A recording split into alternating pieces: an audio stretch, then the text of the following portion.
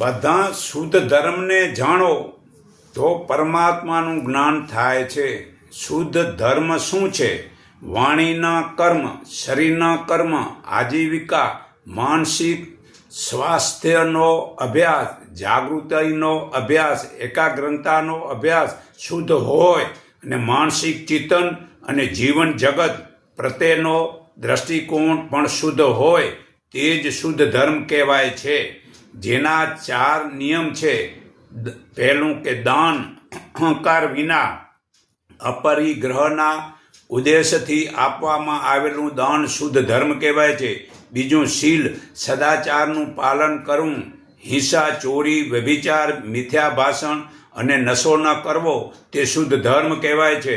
ત્રીજું સમાધિ, મનને વશમાં કરવું, તેને એકાગ્ર કરી વર્તમાન પ્રત્યે જાગૃત રહેવાનો અભ્યાસને શુદ્ધ ધર્મ કહેવાય છે. ચોથું પ્રજ્ઞા, હું અને મારું તથા પ્રિય અપ્રિયના મૂળ એવા વેર ઈર્ષાને છોડી દેવું. દરેક મનુષ્ય, વસ્તુ અને સ્ત્રીને જેમ છે તેમ પ્રજ્ઞાપૂર્વક જોવાનો અભ્યાસ, ચિત્તની સમાનતાનો અભ્યાસ શુદ્ધ ધર્મ છે. તો દાન, શીલ, સમાધિ ને પ્રજ્ઞા આ ચારેયનો અભ્યાસ સાર્વજનિક ધર્મ છે. તે સર્વને લાભકારી છે, સંપ્રદાય વિનાનો છે, પ્રકૃતિના દેવી દેવતાથી જુદો શુદ્ધ ધર્મ છે.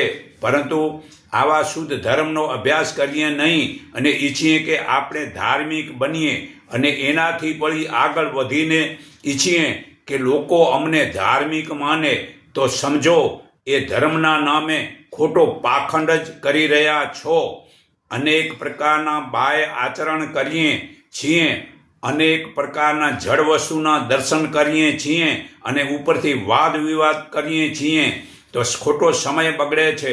વાણી ખોટી બોલીએ છીએ અને બુદ્ધિનો ખોટો ઉપયોગ કરીએ છીએ અને આ રીતે જગ પ્રવચનની જંજાળમાં ખરાબ રીતે સમયને બગાડીએ છીએ. ન તો પોતાનું ભલું થાય છે, ન તો બીજાનું ભલું થાય છે. અને બીજાના હિત માટે શુદ્ધ જીવન જીવવું જોઈએ.